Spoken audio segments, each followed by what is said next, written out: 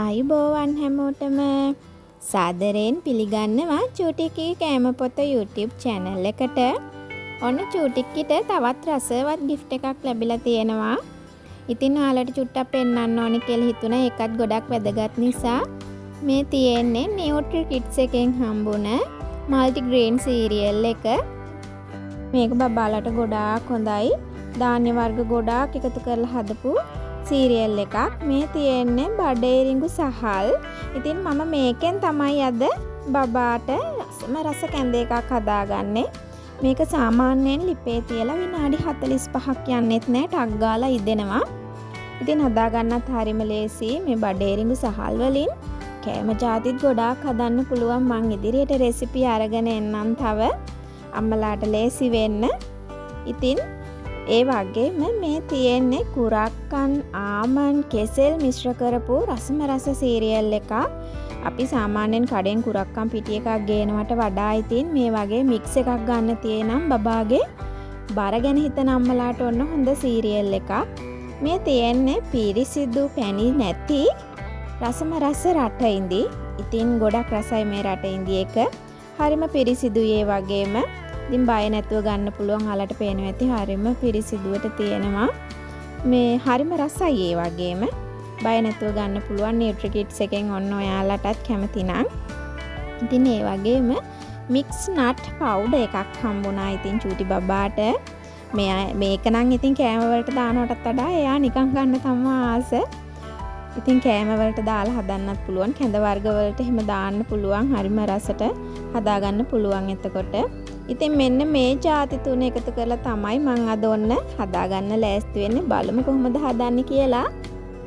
ඔන්න මම ඉස්සෙල්ලාම බඩේරිඟු සහල් මේස හැන්දි එකක් අරගන්නවා. ඉතින් බබාටයි මටයි දෙන්නටම තමයි මේ කැඳ එක හදාගත්තේ. ඉතින් මේ ප්‍රමාණ වලින් ඇති වුණා අපිට. ඔයාලට ඇති ප්‍රමාණ බලලා ගන්න. හොඳින් සෝදලා ගන්න හාල් හොදනවා වගේ. ඉතින් එහෙම සෝදලා වතුර ටිකක් වැඩිපුර තියලා ලුණු කුඩු චුට්ටක් දාලා තැම්බෙන්න තියන්න. අවුරුද්දට අඩු බබාලට දෙනවා නම් ලුණු එකතු කරගන්න එපා. ඉතින් මේ විදිහට ඔයාලට පේනවා ඇති දැනටත් බඩේරිඟු තැම්බිලා ටිකක් ප්‍රමාණෙත් වැඩි වෙලා තියෙනවා කියලා. ඉතින් පුස් අල්ලලා එහෙම නැති හොඳ පිරිසිදු බඩේරිඟු තියෙන්නේ. බය නැතුව අරගන්න පුළුවන්. ඉතින් දැන් හොඳට ඔන්න බඩේරිඟු ටික තැම්බිලා තියෙන්නේ. චුට්ටක් අතින් පොඩි කරලා බලන්න අරගෙන ඊට පස්සේ ඔන්න මම පොල් කිරි එකතු කරගන්නවා. අවුරුද්දට වැඩි බබාලට පොල් කිරි හරි එහෙම නැත්නම් ෆ්‍රෙෂ් මිල්ක් ටිකක් දාලා හදාගන්න පුළුවන්. මේ දාන්නේ රටඉඳි මද දෙකක්. ඉතින් හොඳටම ඇති. හරිම රසයි. පැණි රස ගානට තිබුණා. ඉතින් මේ විදිහට දාලා මම ඒකත් චුට්ටක් ඕන් හැන්දෙන් පොඩි කරගන්නවා. සීනි එකතු කරන්න එපා රටඉඳි දානවා නම්. මොකද මේ රටඉඳි වලින් හොඳට පැණි රස එකතු වෙනවා. ඉතින් ඔන්න ඊට පස්සේ මම අර කුරක්කන් සීරියල් එක ආමන් කෙසෙල් මිශ්‍ර කරලා හදලා තියෙන මෙන්න මේ කුරක්කන් සීරියල් එකනොත් මේස හැන්දක් තමයි එකතු කරගත්තේ. ඉතින් එහෙම එකතු කරගෙන මෙන්න මේ විදිහට කිරි එකට හොඳට දිය කරගන්නවා. ඊට පස්සේ අඩු ගින්දරේ කිරි ටික පැහෙන්නත් ඕනනේ. ඒ හින්දා අඩු ගින්දරේ මේක හිමීට හැඳි ගාන ගම උකු වෙනකන් උයා ගන්න. හරියම ලේසි. බඩේරිඟු සහල් ටික දෙන්න විතරයි පුංචි වෙලාවක් යන්නේ. සාමාන්‍යයෙන් විනාඩි 45ක් යන්නෙත් නැති තරම් පියනකින් වහලා තඹ ගනිද්දි. ඔයාලට පේනවා ඇති හොඳට උකු වෙලා මේ කැඳ එක ලස්සනට හැදෙනවා.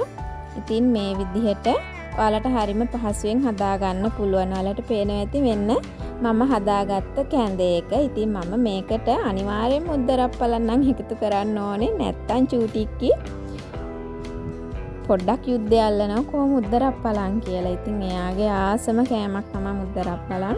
හරිම ආසාවෙන් කැඳ ටිකක් බොනවා එතකොට.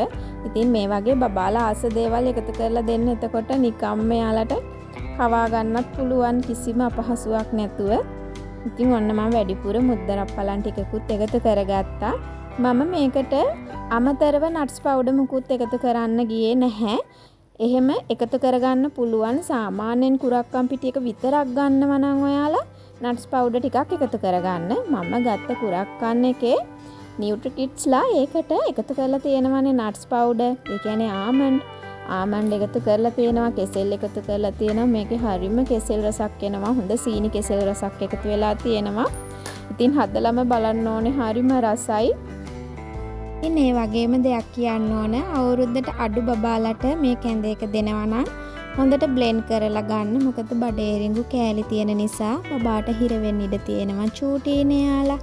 ඒ නිසා නැත්නම් අවුරුද්දට වැඩි බබාලට හොඳට හපලා කන්න පුළුවන්.